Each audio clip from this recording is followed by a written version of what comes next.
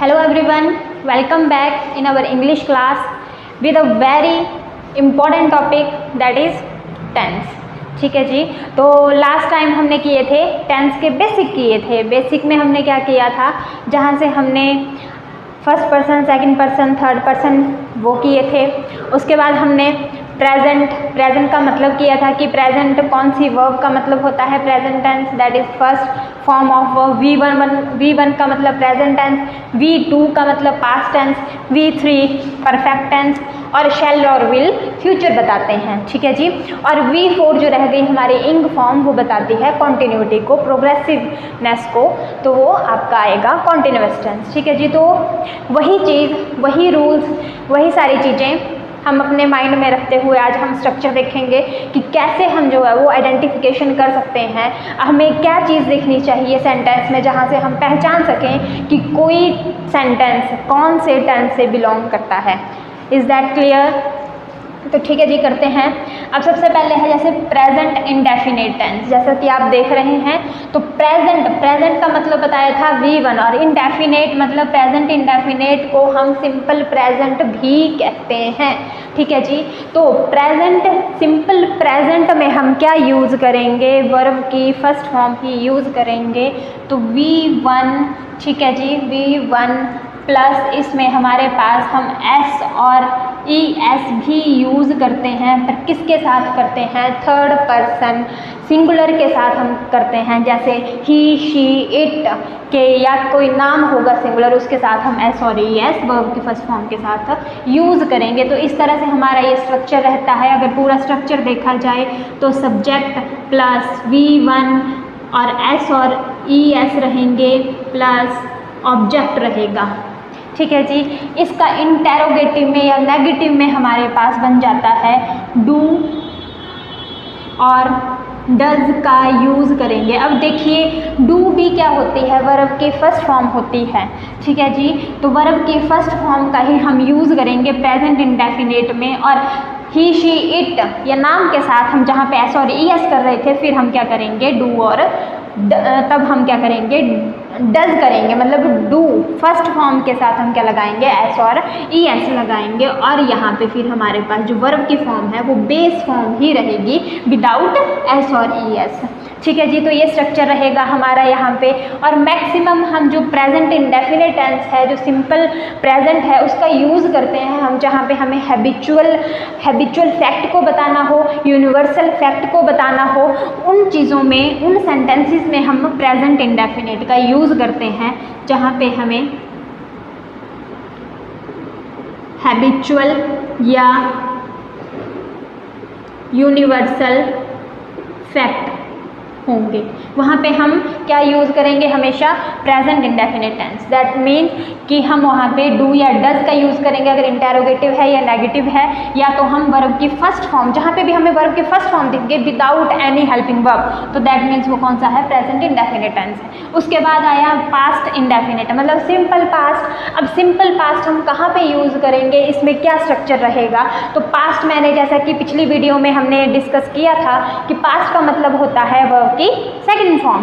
ठीक है जी। तो यहाँ पे भी क्या आएगा, हमारे पास वर्ब की सेकंड फॉर्म आएगी, और इसमें जो हमारा स्ट्रक्चर बनेगा, जैसे सब्जेक्ट रहेगा प्लस V2 रहेगी प्लस ऑब्जेक्ट रहेगा।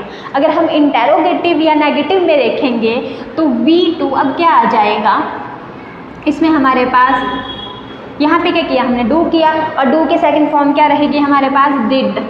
तो डिड आएगा, और जब डिड आएगा तो हमारे पास, मैंने कहा था बेस फॉर्म, तो बेस फॉर्म आएगी, ना कि वर्ब की सेकंड फॉर्म आएगी। डिड प्लस वर्ब की फर्स्ट फॉर्म, इस तरह से स्ट्रक्चर रहेगा इसमें।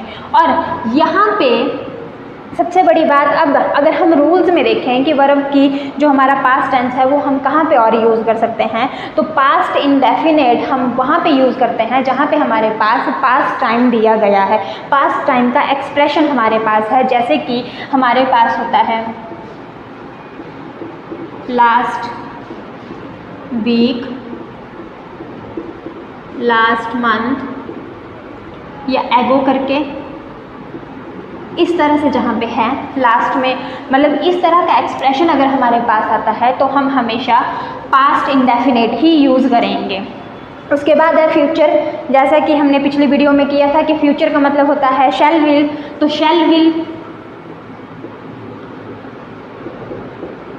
विल और वर्ब की फर्स्ट फॉर्म बेस फॉर्म, तो मतलब सब्जेक्ट प्लस शैल विल और ऑब्जेक्ट। अब शैल हम करेंगे किसके साथ यूज़, ये हमने डिस्कस किया था। शैल हम करेंगे आई और वी के साथ और विल करेंगे रेस्ट ऑफ द पर्सन्स के साथ, रेस्ट ऑफ द पर्सन्स के साथ, ठीक है जी। तो उनके साथ हम विल का यूज़ करेंगे। उसके बाद कॉन्टिन्यूस टेंस आता है हमारे पास। कॉन्टिन्यूस का मतलब है कॉन्टिन्यूटी, प्रोग्रेसिवनेस। तो प्रोग्रेसिवनेस या कॉन्टिन्यूटी को शो करने के लिए हम कॉन्टिन्यूस टेंस, और कॉन्टिन्यूस टेंस मैंने बताया था, हमने डिस्कस किया था कि जो कॉन्टिन्यूस टेंस है V4 का मतलब इंग फॉर्म का मतलब वर्ब की फर्स्ट फॉर्म पे ING लगता है, उसका मतलब होता है कॉन्टिन्यूस टेंस। अब प्रेजेंट कॉन्टिन्यूस, प्रेजेंट का मतलब V1 और कॉन्टिन्यूस का मतलब V4। अब देखेंगे प्रेजेंट बी फैमिली की थी हमने और वहाँ पे हेल्पिंग वर्ब्स की थी कुछ हमने। तो प्रेजेंट में बी की हमारे पास रहती है इज, एम, आर, ठीक है जी।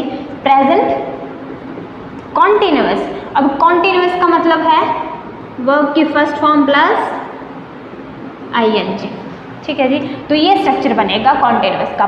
प्रेजेंट कॉन्टिन्यूस, बी फैमिली में वर्ब की first form present tens plus verb की फर्स्ट फॉर्म प्लस ING मतलब इंग फॉर्म मतलब कॉन्टिन्यूटी, तो प्रेजेंट कॉन्टिन्यूस टेंस, ठीक है जी। फिर उसके बाद है हमारे पास past continuous tense. Continuous tense का इसको लिख लेते हैं हम पहले, वर्ब की फर्स्ट फॉर्म प्लस ING मतलब कॉन्टिन्यूटी। पास्ट का मतलब वर्ब की सेकंड फॉर्म इज, MR मतलब इज की जो सेकंड फॉर्म होती है, बी में जो सेकंड फॉर्म होती है वो होती है हमारे पास वॉज और वर।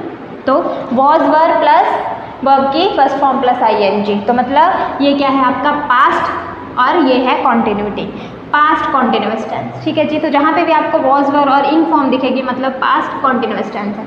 फिर उसके बाद है शैल विल। अब शैल विल की हेल्प करने के लिए अब यहाँ पे कौन आता है, शैल और विल प्लस कौन आएगा, बी जो है वो खुद आती है, और यहाँ पे shall we will be plus अब कॉन्टिन्यूटी है, कॉन्टिन्यूटी का मतलब वर्ब की फर्स्ट फॉर्म प्लस ING, ठीक है जी। शैल विल फ्यूचर बताते हैं क्योंकि अब बी की हेल्पिंग वर्ब रहेगी तो बी की खुद बी यहाँ पे रहता है, shall be will be plus verb की फर्स्ट फॉर्म प्लस ING, तो फ्यूचर कॉन्टिन्यूस टेंस। फिर है परफेक्ट टेंस। अब आप देखेंगे परफेक्ट टेंस बताया था कि वर्ब की थर्ड फॉर्म जो होती है वो डिनोट करती है परफेक्ट टेंस को। अब प्रेजेंट परफेक्ट, प्रेजेंट का मतलब है हेल्पिंग वर्ब आएगी प्रेजेंट की, वर्ब की फर्स्ट फॉर्म मतलब, ठीक है जी। प्रेजेंट का मतलब वर्ब की फर्स्ट फॉर्म, फर्स्ट फॉर्म में क्या आता है हमारे पास, हैज और हैव, और कौन सी फॉर्म, परफेक्ट टेंस, तो V3 हैज हैव। अब हैज हैव की जो सेकंड फॉर्म होती है वो होती है हैड, हैड और वर्ब की थर्ड फॉर्म, ये डिनोट कर रहा है पास्ट, मतलब सेकंड फॉर्म है, इससे पता चल रहा है कि ये पास्ट है और इससे पता चल रहा है कि ये परफेक्ट है, तो पास्ट परफेक्ट टेंस। अब shall have, will have plus verb की थर्ड फॉर्म, फ्यूचर परफेक्ट, यहाँ से फ्यूचर का पता चल रहा है, यहाँ से परफेक्ट का पता चल रहा है, तो फ्यूचर परफेक्ट टेंस, ये चीज़ क्लियर है। उसके बाद है परफेक्ट कॉन्टिन्यूस टेंस। यहाँ पे प्रेजेंट भी रहेगा मतलब फर्स्ट फॉर्म भी रहेगी, परफेक्ट थर्ड फॉर्म भी रहेगी, कॉन्टिन्यूटी भी रहेगी मतलब फोर्थ फॉर्म भी रहेगी। अब देखते हैं स्ट्रक्चर कैसे बनेगा। प्रेजेंट मतलब first form has have present, अब परफेक्ट थर्ड फॉर्म कैसे आएगी।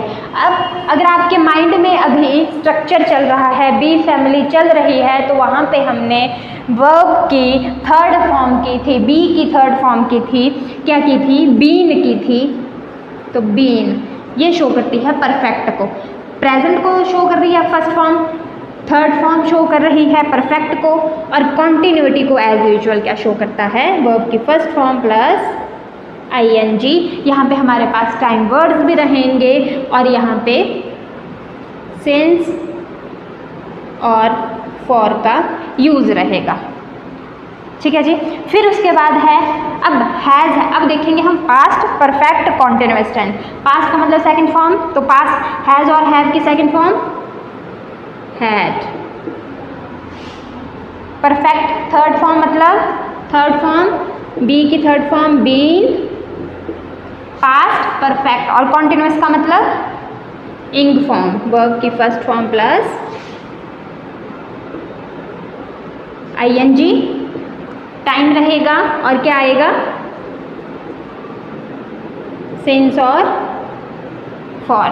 Had past perfect continuous tense. ठीक है जी।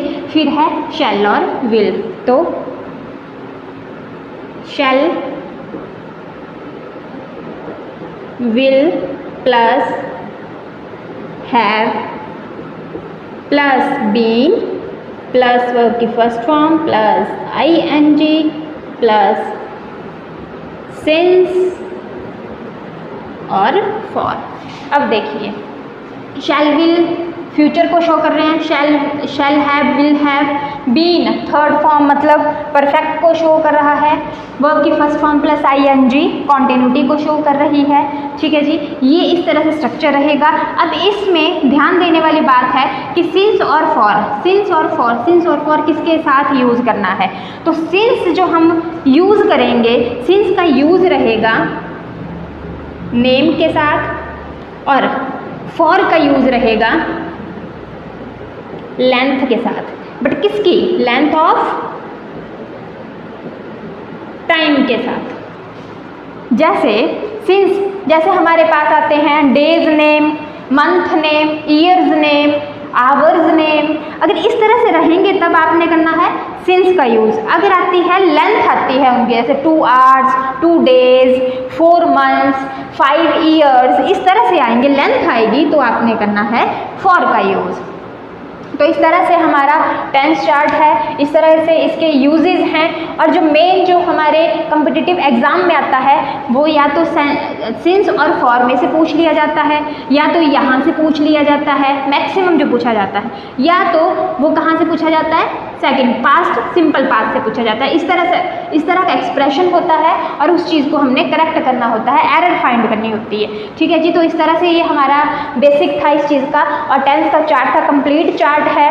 आई होप कि आपके जो टेंस की कन्फ्यूजन होगी, कोई भी चीज़ से रिलेटेड कोई इशू होगा, वो चीज़ सॉल्व हो गई होगी इसमें। और नेक्स्ट वीडियो में हम मिलेंगे बहुत सारी एरर्स के साथ, जहाँ पे हमें एरर्स को स्पॉट करना होगा।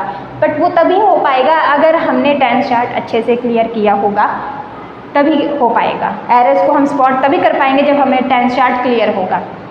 तो इस चीज़ को क्लियर करिएगा और मिलते हैं नेक्स्ट वीडियो में नए टॉपिक के साथ। टॉपिक यही रहेगा लेकिन नई कुछ उसमें एरर्स रहेंगी, कुछ क्वेश्चंस रहेंगे, एक्सरसाइज रहेगी, उसके साथ मिलते हैं। तो till then keep studying. Thank you very much.